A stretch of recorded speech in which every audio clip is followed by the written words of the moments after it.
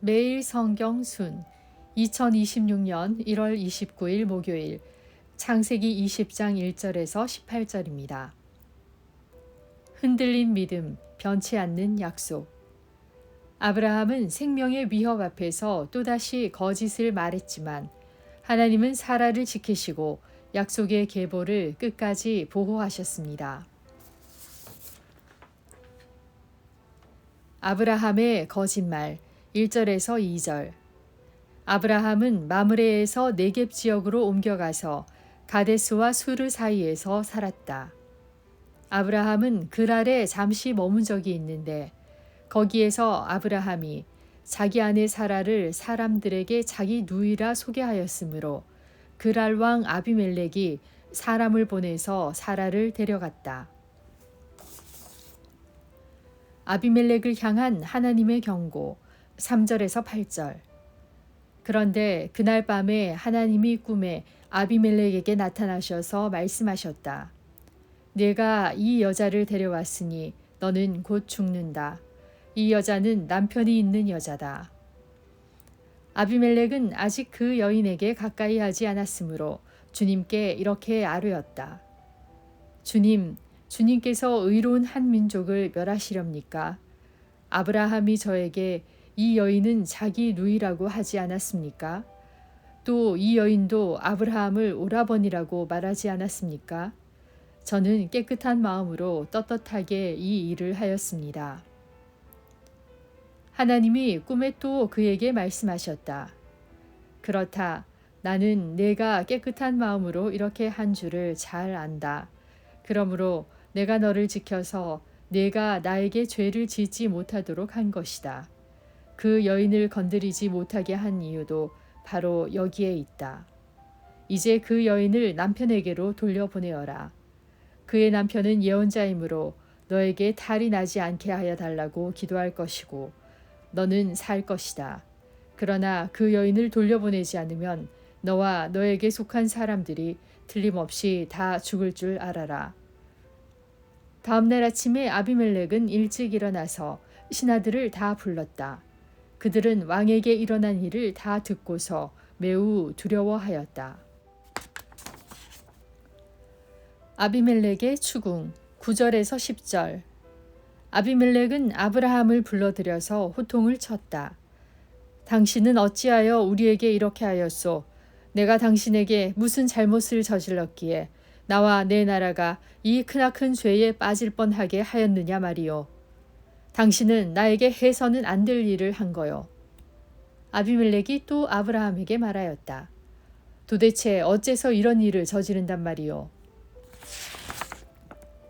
아브라함의 변명 11절에서 13절. 아브라함이 대답하였다. 이곳에서는 사람들이 아무도 하나님을 두려워하지 않으니까 나의 아내를 빼앗으려고 할 때에는 사람들이 나를 죽일 것이라고 생각하였습니다. 그러나 사실을 말씀드리면 나의 아내가 나의 누이라는 것이 틀린 말은 아닙니다. 아내는 나와는 어머니는 다르지만 아버지는 같은 이복 누이이기 때문입니다. 하나님이 나를 아버지 집에서 떠나서 여러 나라로 두루 다니게 하실 때에 내가 아내에게 부탁한 말이 있습니다. 우리가 어느 곳으로 가든지 사람들이 나를 두고서 묻거든 그대는 나를 오라버니라고 하시오. 이것이 그대가 나에게 베풀 수 있는 은혜요. 하고 말한 바 있습니다. 문제를 바로잡는 아비멜렉 14절에서 16절. 아비멜렉이 아브라함에게 양떼와 소떼와 남종과 여종을 선물로 주고 아내 사라도 아브라함에게 돌려보냈다. 아비멜렉이 아브라함에게 말하였다. 나의 땅이 당신 앞에 있으니 원하는 곳이 어디이든지 가서 거기에서 자리를 잡으시오. 그리고 사라에게는 이렇게 말하였다. 나는 그대의 오라버니에게 은 1,000세겔을 주었소. 이것은 그대와 함께 있는 여러 사람에게서 그대가 받은 부끄러움을 조금이나마 덜어보려는 나의 성의의 표시요.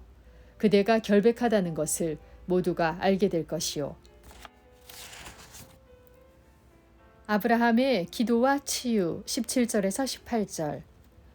아브라함이 하나님께 기도하니 하나님이 아비멜렉과 그의 아내와 그의 요종들이 다시 아이를 가질 수 있도록 태를 열어주셨다. 아비멜렉이 아브라함의 아내 사라를 데려간 일로 주님께서는 전에 아비멜렉 집안의 모든 여자의 태를 닫으셨었다. 성경 이해. 아브라함은 그랄로 옮겨 살면서 이집트에서처럼 또다시 사라를 누이라고 속입니다. 그의 말을 믿은 그랄 왕 아비멜렉이 사라를 아내로 취하려고 데려가자 하나님은 꿈에 나타나 너는 곧 죽는다. 이 여자는 남편이 있는 여자다. 라고 경고하시며 그랄 왕궁의 여인들을 불임 상태로 만드셨습니다. 아비멜렉이 무죄를 주장하자 하나님은 그의 거짓 없는 마음을 인정하시고 아브라함의 기도를 통해 그를 살리겠다고 약속하셨습니다. 다음 날 아비멜렉이 아브라함을 불러 책망한 후 사라를 돌려보내고 많은 선물과 은을 주며 그의 땅 어디든 거주할 수 있게 허락했습니다. 이에 아브라함은 아비멜렉을 위해 기도했고 하나님은 그 집안의 태를 여셔서 다시 아이를 낳게 하십니다. 이처럼 아브라함은 약속의 아들을 낳기 직전까지도 두려움에 흔들렸지만 하나님은 그의 연약함 속에서도 사라를 지키시고 약속의 계보를 보호하셨습니다. 나의 적용. 하나님은 어떤 분입니까?